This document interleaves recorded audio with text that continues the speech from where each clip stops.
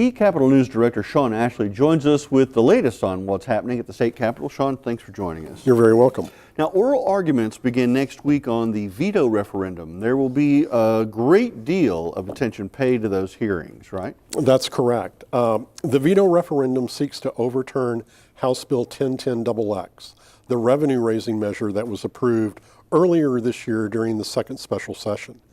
However, there are a couple of groups challenging that veto referendum, which is currently being circulated, trying to get close to 42,000 signatures in order to move to the November ballot. One of the groups, the Association of Professional Oklahoma Educators, argues that the petition is unconstitutional and legally insufficient. A group called Decline to Sign, which is a group of Education Coalition members, states that the gist or summary of the petition filed with the Secretary of State is deficient, and the petition did not include a complete copy of the bill. The court will hear these two challenges on Monday and then decide whether or not the petition is in fact in accordance with the Oklahoma Constitution and state laws, and whether or not it can move forward. Be interesting to find out what happens there. Now, State Representative Regina Goodwin has an interim study planned that would clear up some confusing language on the issue of felons being allowed to vote. What's the issue here? Right. She has requested a study related to that language. And the problem is state law says that a felon cannot vote for a length of time equal to that in which they are incarcerated. However, it doesn't say while they are incarcerated or after they are incarcerated. So this has led to some confusion.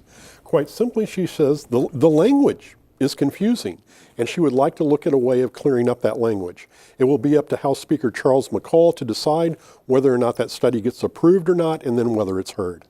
The state insurance commissioner is getting ready to take over the job of making sure that Oklahoma drivers have car insurance.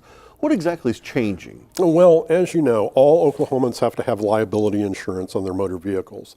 And for a number of years, this has been maintained by the Department of Public Safety. But there have been number of problems with that system. A law passed in 2017 moves that system from DPS to the Oklahoma Insurance Department. They recently approved a contractor to implement that system, and they will soon be the ones who are enforcing that, making sure that the system itself is working correctly. So if you or I are stopped, an officer can verify that our insurance is valid.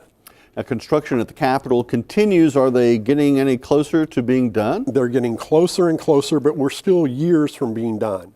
Work began on the north and south hallways on the 4th and 5th floors surrounding the Senate chamber. So if someone comes up to the Senate in order to visit, what they will see is that all those hallways are being torn up and you can't go down them. That work on the interior should be completed in 2022. Work on the exterior will be completed next year. All right. Sean Ashley from eCapitol News, thanks for joining us. You're very welcome.